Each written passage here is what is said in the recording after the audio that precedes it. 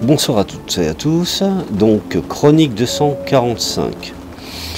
Dans cette chronique, je vais me permettre de faire une petite étude comparative entre le régime économique et libéral de Pinochet et le régime économique et libéral de M. Macron.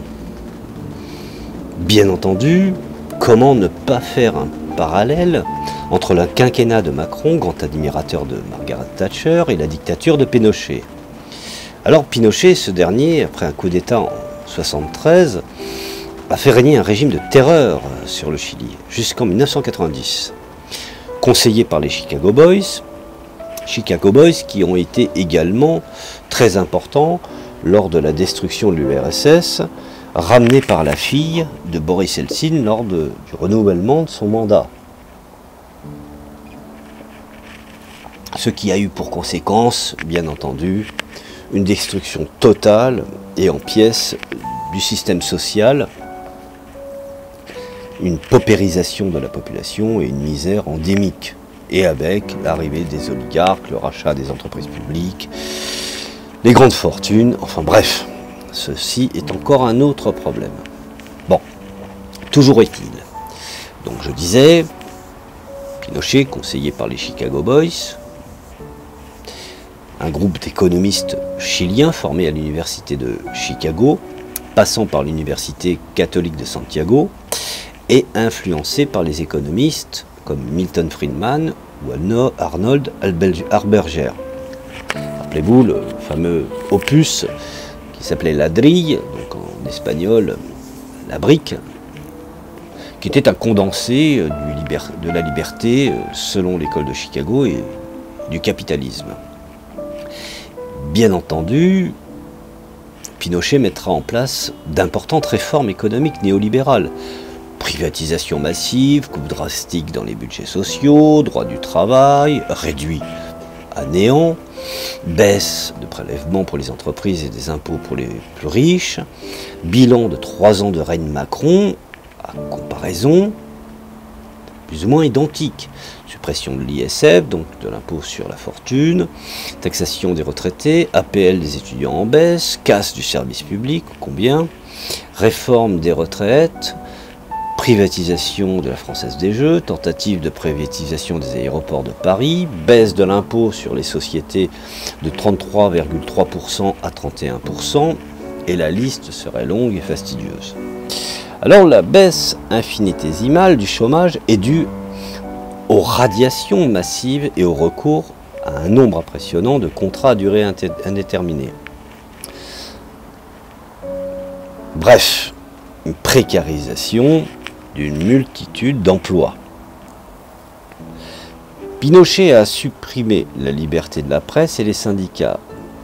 Je vous renvoie au rapport Rating de 1991 sur le nombre de victimes de la junte militaire qui fait état de 2279 personnes assassinées, 648 tuées pour des motifs non élucidés, 957 personnes disparues.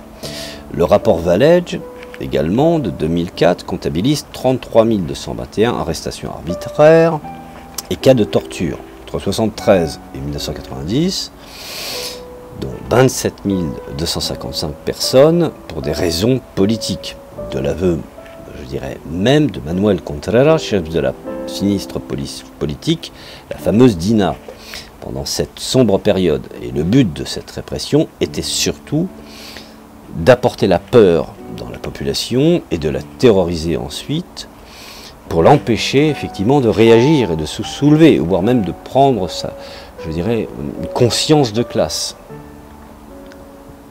Alors, revenons à la France. La loi relative à la protection du secret des affaires est promulguée fin juillet 2018. De nombreuses associations de journalistes et d'organisations non gouvernementales, plus communément appelées ONG, dénoncent la fin de l'information pour le public des manquements importants de la part des entreprises. Les journalistes et les lanceurs d'alerte risquent avec cette loi de lourdes peines de prison. De nombreux scandales comme celui des laboratoires Servier ne pourront plus être dénoncés. Et que dire de la loi sur les fake news, promulguée le 22 décembre 2018, qui de par la définition trop floue des données aux fausses informations, permet de contrôler l'information. Les médias, qui aujourd'hui ont été pour la plupart tous rachetés par des magnats de la finance, des oligarques, qui, bien entendu, sont des proches de Macron, et sans compter les réseaux sociaux, qui également appartiennent à des individus qui ont exactement la même conception. Alors, en ce qui concerne, je dirais, la répression, Macron, je dirais, n'est pas en reste non plus.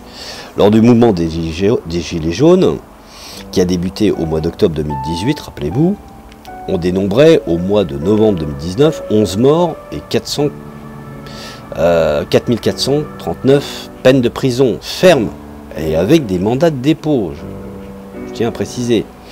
Et pour être totalement honnête, je me dois de dire que je ne juge pas la pertinence des condamnations au moment du coup d'État Chili de Pinochet, qui a fait parquer, regardez l'analogie, hein, a fait parquer 40 000 personnes dans le stade national de Santiago. Rappelez-vous ce que Yves Calvi, présentateur s'il en est, d'une chaîne que je ne citerai pas, avait effectivement évoqué à plusieurs reprises l'hypothèse d'une ouverture des stades pour les gilets jaunes qui ne respecteraient pas l'interdiction de manifester. Confinement oblige. Alors, bien entendu, il est difficile d'avoir les chiffres des nombreuses arrestations et d'intimidations de syndicalistes, mais entre 1974 et 1989, les revenus de 10% des ménages chiliens les plus riches ont augmenté 28 fois. Plus vite, bien entendu, que les 10% de ménages chiliens les plus pauvres. À la fin de la dictature, en 1990, le Chili comptait 38,6% de pauvres. En France, sous le règne de Macron et son régime, la fortune de 14 milliardaires français a augmenté de 34,8% depuis le 31 décembre 2018, soit la plus grande progression mondiale. Parallèlement à ça, je dirais que les chiffres de l'INSEE, l'Institut national des statistiques économiques européennes, montrent que la pauvreté a fortement augmenté en France à partir de 2018 et le taux de pauvreté a grimpé de 0,6 points, soit un indice de 14,7% de la population française étant considérée comme pauvre. À la fin de 2018, les chiffres définitifs ne seront plus publiés jusqu'au mois de septembre 2020.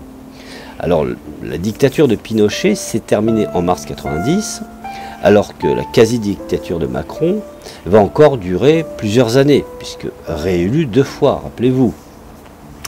Profitant de la crise du Covid-19, le gouvernement a considérablement réduit les droits des salariés, profitant justement de ce confinement, et par-dessus les libertés bien entendu individuelles.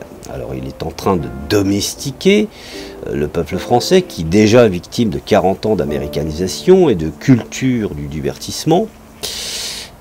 Et les infractions au confinement ont généré près de 530 000 procès-verbaux. Il faut aussi prendre en compte, je dirais, les abus et les violences policières qui ont déjà fait un mort. Geoffroy Roux de Bézieux, rappelez-vous, le président du MEDEF, dans la ligne directe de Parisot et du Baron, estime qu'il faudra poser la question du temps de travail, des jours fériés, des congés payés, pour accompagner la reprise économique. Bref, une volonté depuis Giscard d'Estaing, puisque tout était dans les tuyaux, mais la psyché n'était pas encore prête pour la population, de détruire l'héritage du Conseil national de la résistance, et plus particulièrement de ce qui avait été mis en place de 1947 à 1949 d'Ambroise Croizat, qui fut un des membres du Parti communiste éminent, et qui avait mis en place la sécurité sociale, la retraite par répartition, les conventions collectives, etc. Et donc, bien entendu, il faut bien préciser que une fois l'épidémie du virus Covid-19 terminée, le ministre de l'économie et des finances n'est pas en reste non plus. À la sortie de cette crise, il faudra faire des efforts. aucun écho sur le rétablissement de l'ISF, ni sur la taxation du capital. Ce régime, je ne l'appelle même plus gouvernement, puisqu'il ne gouverne pas, qui ne sait fournir ni des masques, ni des respirateurs artificiels. Rappelez-vous, au début, les masques étaient interdits. Ensuite, c'était obligatoire. Donc, ni matériel médical adéquat, puisque Sarkozy avait vendu, me semble-t-il, le dernier train médical. La disparité des lits dans les EHPAD. Personnel soignant sanctionné, qui ne voulait pas se vacciner. Mais sur la touche, nous sommes encore un des derniers pays à ne pas les avoir réintégrés.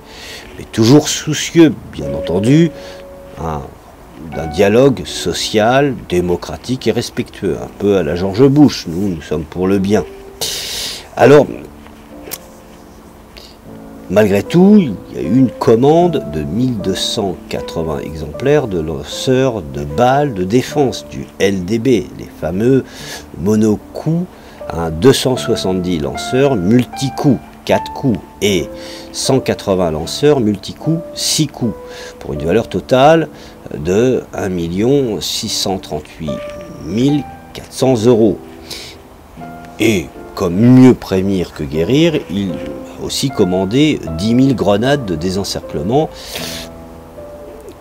par an et 25 millions de cartouches pour 2019 à 2023. Donc il avait bien prévu son coup qu'il y aurait une possibilité de révolte, car méfiance à l'égard du peuple français qui a su faire des révolutions. Donc est-ce que malgré cette dictature du fétichisme de la marchandise depuis à peu près 40 ans, aura-t-il encore un reliquat de révolte? Alors, effectivement, tous ces millions dépensés pour de l'armement contre un éventuel soulèvement populaire, j'espère que maintenant vous serez peut-être un peu plus éclairé sur la stratégie du choc, chère à Noémie Campbell, à Noémie Klein, pardon. C'est très révélateur. Sur ce qui nous attend. Alors, effectivement, ce qu'il en est des manifestations aujourd'hui, je pense que même si la grogne populaire sur la prise des transports, sur la problématique des logistiques pour se rendre au travail, je pense que ces gens ont tout à fait raison. Et qu'il ne faut pas qu'ils lâchent, parce que sinon, ça sera pris comme un aveu. Voilà, je vous remercie de m'avoir écouté sur cette petite synthèse d'études comparatives entre le régime ultralibéral et capitaliste de Pinochet et le régime de Macron, que l'on sait plus ou moins à l'identique, dans la mesure où on le remet en cause. En tout cas, merci de m'avoir écouté, je vous dis à la prochaine chronique.